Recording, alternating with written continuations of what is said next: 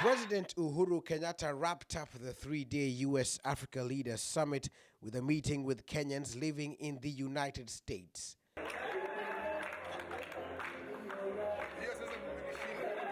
The president taking the time to shake off the proverbial weight on his shoulders with an uncharacteristic candor, addressing a raft of issues.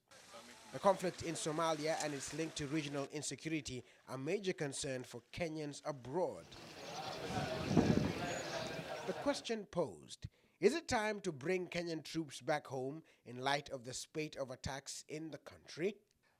Imagine today you pull out of Somalia. What guarantee do you have that now Al-Shabaab will not now find a route to stay? Do you give that guarantee to the 40 million Kenyans? So the only time Kenya can pull out of Somalia can only be such a time when Somalia stabilizes, when they have a firm government that is able to secure their own boundaries and people. Until such time, no, we will not, we shall not, and we will never. The just concluded summit also discussed insecurity and its bearing on regional development, with the United States government pledging support to Kenya in the fight against terrorism. Africa must know that they will always have a strong and reliable partner in the United States of America. But the summit was also fodder for pundits who interpreted it as an attempt by the United States to counter China's growing presence in Africa, a hypothesis Kenyatta alluded to. China is in Africa because they woke up to the reality of the potential that Africa has a long time ago. And I'm glad to see that America is also waking up to those realities.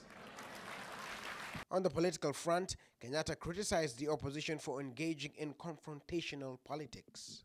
Can you imagine if we all thought the same, that you woke up in the morning and you turned around and said good morning to your wife, and she said good morning.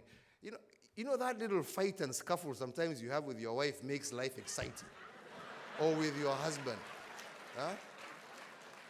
Can you imagine if you woke up every day and you agreed with everything your wife said? And your wife agreed with everything that you said? Wouldn't that be a very boring life?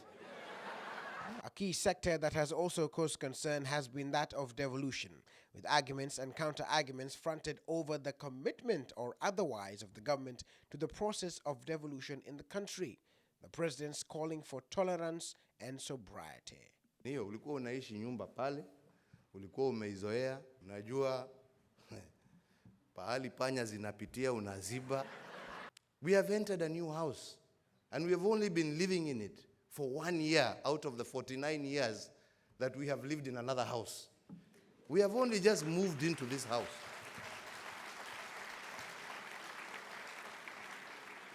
Surely you cannot expect that you're going to move into a new house and not face challenges. Willis Raburu, Citizen TV, Washington, D.C., United States.